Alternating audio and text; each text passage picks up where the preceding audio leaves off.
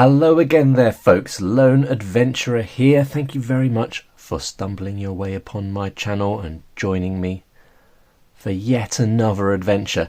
Today we are going to be checking out a game that is coming soon to Kickstarter or already on Kickstarter depending upon when this video is released. It's called Zilight High Noon.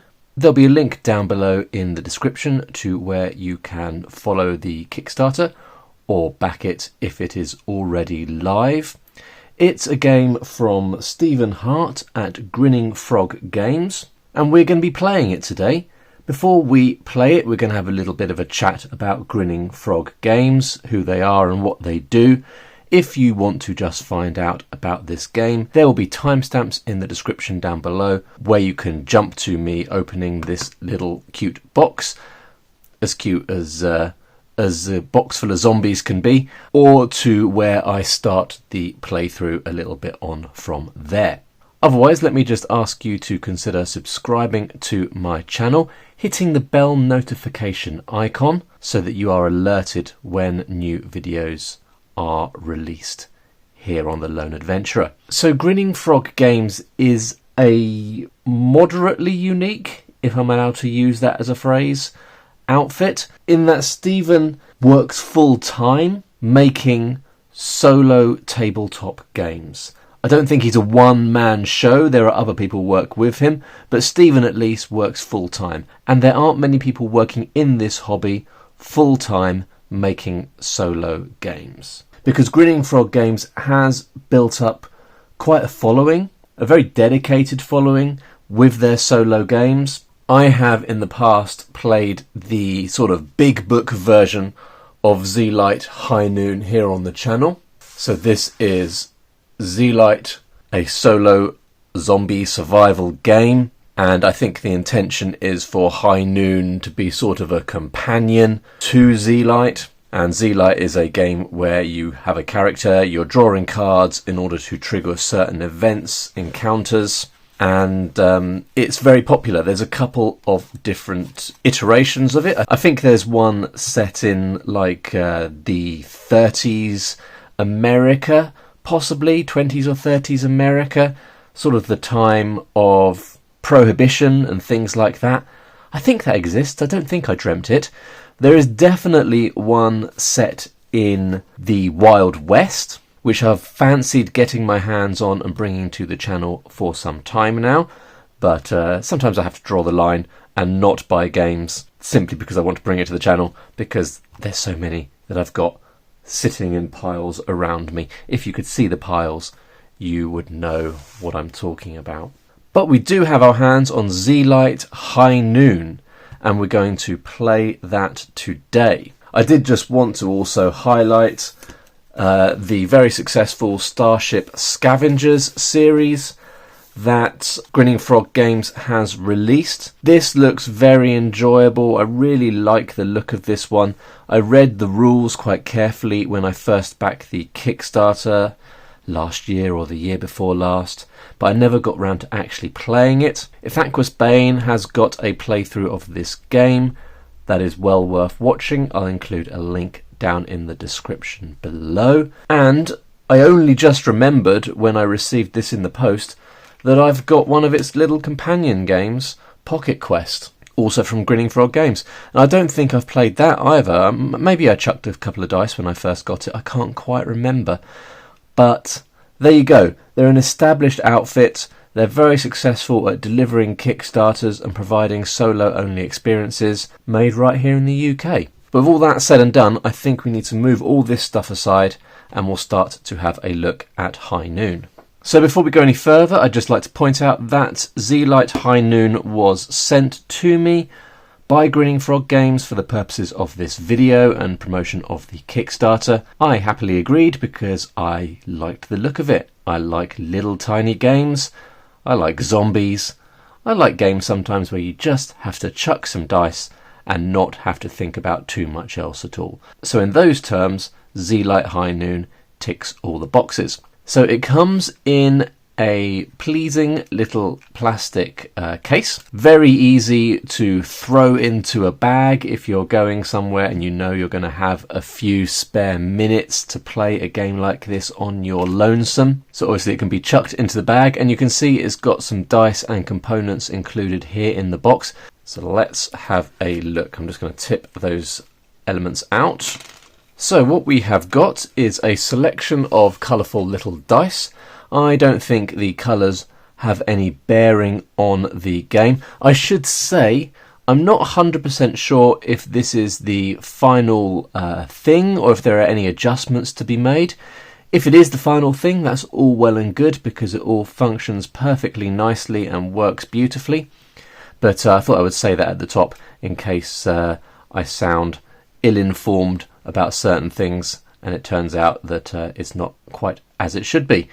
We've also got these two little heart tokens, which I've been using to track health of my character and certain NPCs. I'm assuming that's what they're for because there is no mention in the rulebook of them. And then we've got the cards themselves. I'm just going to move the video slightly closer before we carry on. Alright, that should just about do it. When we play in a minute, I'm going to move these little dice to one side and we will play with normal sized dice for the purposes of the video, I think. So what have we got here? We have got a game overview card.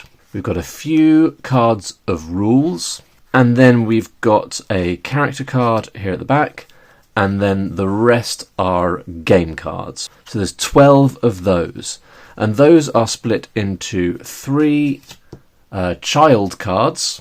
Cards that represent children you have to save from the zombies, and then the rest of them, the other 9, are zombie cards. So all the zombies are slightly different. Some of them have special effects on the game. They all have different stats, and they come in different quantities as well. But we'll get to all of that in a minute. I might just read through the game overview, given how simple and straightforward it is, and then we'll all be on the same page because we'll all know what is going on. The game is played over 3 rounds where you battle more and more zombies in your search for 3 missing children. On each round you will hopefully find one and escort them to safety. The game ends after the 3rd round when hopefully you have saved all the children. Should you survive until the end of the 3rd set of cards, but some of the children die, then you can count that as a partial win if you want. If your character ever dies, then it is a clear zombie win. Ah, brains. So there you go. The aim is to defeat the zombies and not get munched in the process. You can then grade your success to varying degrees if you so desire, by seeing how many children you have been able to save as well. So we've got a character card here. We'll keep that up in the corner. On the character card, which by the way is double-sided, but the only difference that I can see is that we've got a female character represented on this side and a male character represented on this side.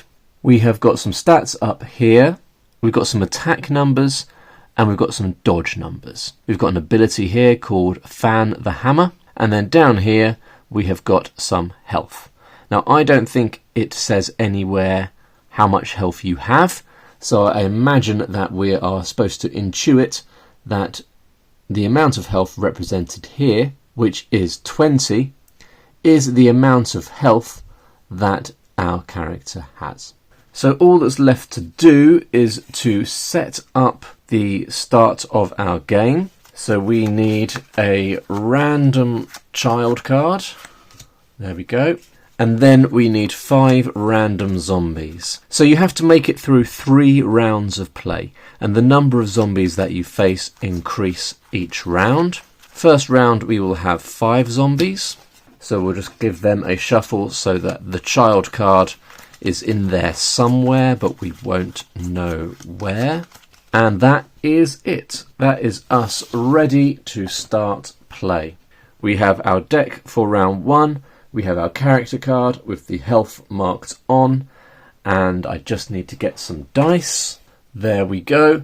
And then we are ready to make a start. Okay, so as we go through this first round, we're just going to be turning over these cards. If it is a zombie card, we fight it. If it is a child card, it sort of comes along with us, and we have to try and keep the child alive, if at all possible. So we've got our first zombie, and we've got 2 fat zombie locals. Each of the zombie locals has 3 points of life. When they are attacking, they're rolling 3 dice, and when they're defending, they're rolling 3 dice, and they're aiming to get a 5+ in order to be successful in either of those activities. So we're going to roll a d6 for initiative to see who is going to go first, me or the zombies. Now the idea, as laid out in the combat sequence, is that you roll 1d6 and the winner gains the initiative. I think I'm going to be doing it a little bit differently. I'm going to roll 1d6. On a 1, 2 or a 3, the enemy gains initiative. On a 4, 5 or a 6, I gain initiative. That just means I only have to roll 1 dice. 1. Solid start there. So the zombies have gained the initiative, and they are both going to attack. When an enemy attacks, you have to decide who the target of their attack is before you roll the attack dice.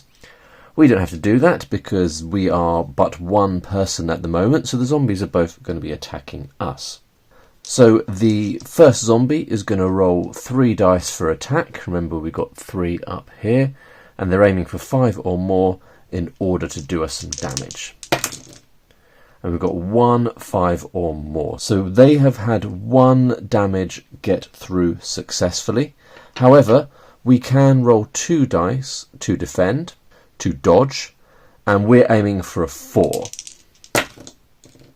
And we have failed. So that means we have taken our first point of damage straight away. That's a good start. So we'll move that down to there. Then the other zombie will attack. And because they are aiming for a 5, that is a fail. And so we're going to go on to our attack. Our attack is rolling 3 dice also, but we are aiming for a 4. So we are a little bit better at attacking than these particular zombies. But we've only got 1. So 1 point of damage is getting through. The zombie gets to roll to defend. 3 dice, aiming for a 5. And they have failed. The zombie has failed. So I might use that other little heart token to just remind us that the first zombie has lost a point of health, and then the zombies are going to attack us again. So the combat sequence in this game is fairly straightforward. It gets slightly more complex when you have more allies with your main character, because you have the children who can potentially be attacked, and there's also the zombie cowgirl. The zombifying cowgirl is one of the enemies, but they are actually an ally and they become an enemy when they are killed. But that's fine, we'll keep on going. So the zombie's going to attack again. That is a fail from the first zombie. Then the second zombie, that is a fail, rolling badly for the zombies. That's good news. Then we're going to attack the zombie again. We're going to go for the first one again. 1 point of damage getting through, pretty slow going. Zombie gets to defend. Oh, solid defense. That would have blocked 2 points of damage. So the zombie attacks us again. That is 1 success. We block. Sorry, I should be rolling 2 dice to block. And that is 1 success. So the first zombie has failed to attack us, or rather to hit us. Oh, and that's a solid 2 points of damage being done to us there. We could block them. We have failed. So we've taken 2 more points of damage. This is going awfully. Right, so that was the zombies attacking. I've suddenly lost track. Have they both attacked, or just one of them? I think it was just one of them. So we'll attack back. That is a 1 point of success. That's awful. And the zombie managed to block that 1 point. Zombies attack again. 2 points. 2 points of success. Blocking 1. So we're taking 1 point of damage from the first zombie. Second zombie attacks. 2 points. Oh my goodness. Can we block either? We block 1, taking 1 point of damage. This is somewhat ridiculous. I'm going to attack back. 2 points of damage potentially. Does the zombie block either of them? One of them. Whew, so we've only done 1 point of damage so far. Okay, I think it's probably time that we use our Fan the Hammer ability. In fact, I probably should have done that sooner. That is the special ability of the gunslinger. And it says here, once per combat you can roll 6 attack dice against your opponents. You cannot dodge the next zombie attack phase or attack in your next attack phase. So the next attack phase we're just a sitting duck, but hopefully by rolling 6 dice we will defeat both of these zombies, especially since this one is on its last legs. So actually maybe I should have moved that down to there so we know that that one's only got 1 point of health left. Alright, so I think we can distribute these attacks between the two zombies. Fanning the hammer is like when you're rapidly shooting and moving the gun from left to right. So it would obviously take down multiple enemies. Here we go. Let's have a bit of luck here. Aiming for 4s. We've done 1, 2, 3, 4 points of damage. That is enough to kill both of the zombies. So that is fantastic news. Thank goodness for that. Probably should have done that sooner, shouldn't I? Let's see who's up next. 2 howler zombies. So these zombies are a bit different. On a hit, take no damage, but draw 1 new zombie card. Oh my goodness, so they attract additional zombies. That's pretty nuts. So they only roll 1 dice, and it only happens if they roll a 6. There's 2 of them. They have 2 points of health each. So let's find out who's going to go first. Remember, it's us on a 4, 5 or a 6. And it is us. That's good news. So we are rolling 3 attack dice, hoping for some 4s. Getting 1 4. They are rolling 2 dice to defend, to dodge. Success on 5, so they have dodged the damage. Now they're both going to try and attack me. Or they're both going to try and howl to attract additional zombies. First one fails, second one fails. Alright. Should we do our Fan the Hammer? Because we can do that once per combat round, and I feel like there's a decent chance we could take out both of them, and they're not damaging us anyway. So let's give it a go. It's nice to roll a great big handful of dice. So we have got 4 successes there, and that is enough to take out the howler zombies in one fell swoop. Job done. Probably we should just be doing that every single time. I hope I've got that right. You can roll 6 attack dice against your opponents. You cannot dodge. Yeah, damage does roll on to additional zombies anyway. Okay, so a single attack can take out multiple zombies anyway, I think. I hope I'm getting this right. Apologies if I'm not. We've got our first child. So this child is now with us. We are trying to protect them. Our child here, Walter, comes with a special ability. You can discard 1 zombie card after turning it this round. After turning it over, I guess. After flipping it. Okay, and I guess the round is this whole deck of cards we're working our way through here. Alright, so we have got 3 fast zombies, so they get a bonus in initiative. So I guess these zombies will go first if I roll a 1, 2, a 3 or a 4. And it's a 3, so they're going to go first. They've got an attack of 2. These could get pretty nasty actually, because there's 3 of them, you can see. Each row of hearts represents a separate zombie. 2 attack dice, aiming for a 4. So the first one has hit twice. We've actually got to roll to randomly decide who is being hit. So a 1, 2 or 3 they're hitting me. On a 4, 5 or a 6 they're hitting Walter. Oh, so this one is going for Walter and has hit Walter twice. Walter can attempt to dodge with 2 dice. You can see here Walter has 2 dice to dodge but cannot attack. And that is dodging 1 but failing to dodge the other. So that's 1 point of damage that Walter has taken. Got 2 left, 2 points of HP left. The second one is going to attack. They're going to attack me or Walter. That is attacking me. Here we go. That is 1 success. So we're going to try and dodge. 2 successes on the dodge, so we've managed to dodge. And then the third zombie is attacking me as well. Whoops. And that is 1 success. We're going to try and dodge. 1 success, so taking no damage. Now I feel like I probably should go straight in with the fan, the hammer, because of the risk to Walter turning, and we're quite close to the end of the round. Not that that matters, that doesn't affect. Oh, can you do this once per round? No, once per combat. And each of these is a combat. Okay, here we go. Oh, that is only 2 successes, but they've only got 1 health each, so that's enough to take out 2. Oh, but they do get to dodge. Right, I've just noticed a bit of a subtlety to the attacking that I wasn't considering. It says you roll your attack dice, deciding to roll 2 dice against the first zombie and 1 against the second. So I should have been distributing my attacks between the different zombies before I roll. So I guess rolling separately for each one. So I'm gonna be generous there, and I'm gonna say that actually that was just against a single zombie. So we've taken out 1 zombie. The other 2 zombies are going to attack now, and remember I cannot attack or defend this time round because I was doing the attack the hammer. Sorry, fanning the hammer. And we can't defend because we're reloading. So the first zombie is going to attack. Oh, that's Walter. That's bad news. And that is 1 success. Walter tries to dodge, manages to dodge. Next zombie attacks me, the gunslinger. That's a fail. Okay, this round we don't get to do anything, so the zombies get another round of attacking. First one attacks Walter.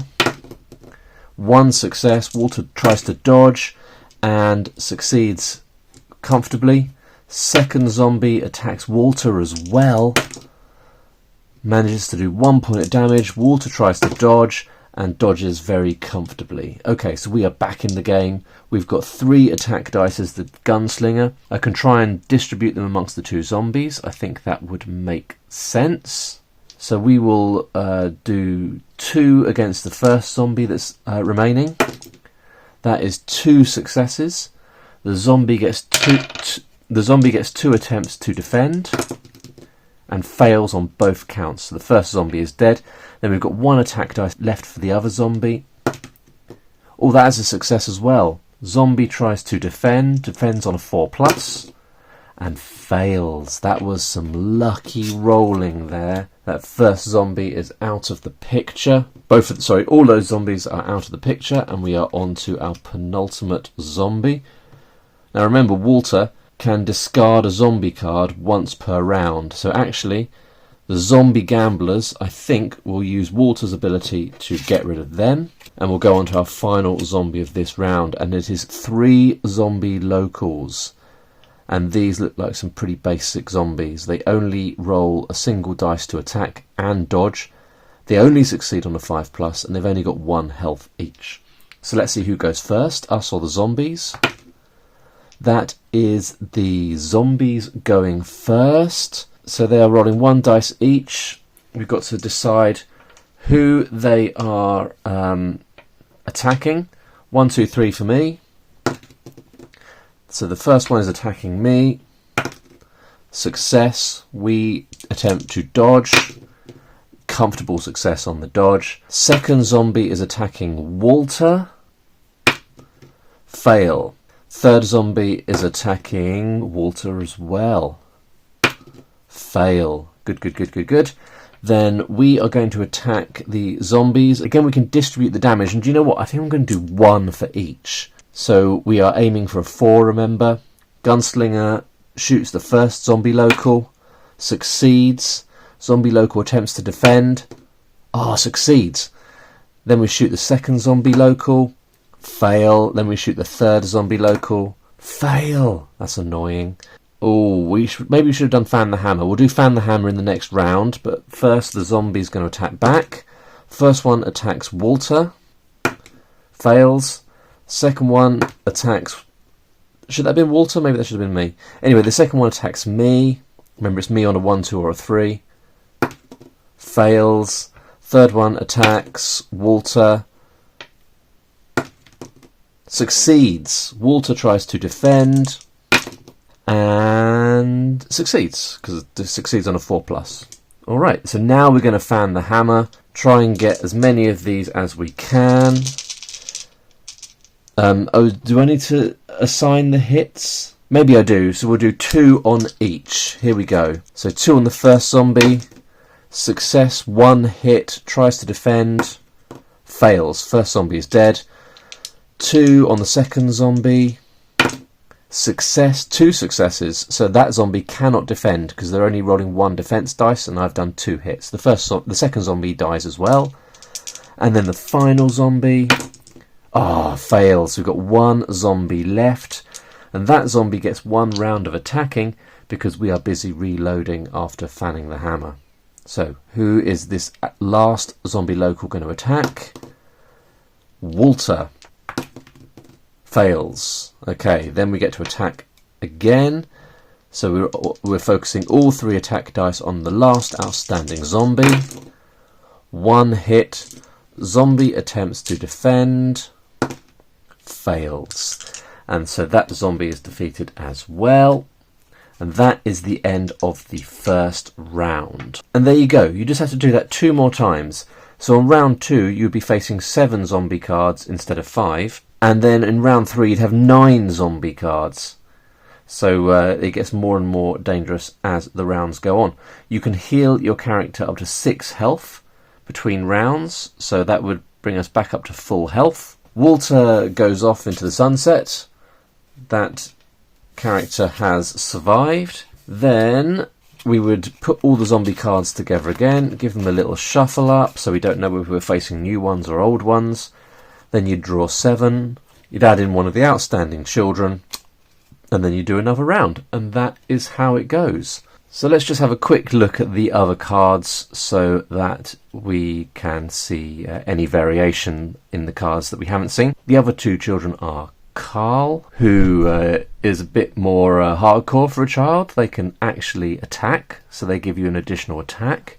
And then Alice can't attack, defends quite well, but also gives you an advantage, gives you a +1 to initiative while she is with you. And then Walter we encountered, obviously. 3 zombie locals we encountered. Fast zombies I think we encountered. The fat zombie locals. Then we've got 2 zombie prospectors. When killed, gain dynamite. Only use 1. And then you get to roll 6 attack dice and success on 2+. So that's pretty hardcore. 3 zombie workers. They're pretty basic. The zombie gunslinger. On death, you find whiskey. Heal 3 health. Can be shared amongst people in your party. Then we've got the zombifying cowgirl.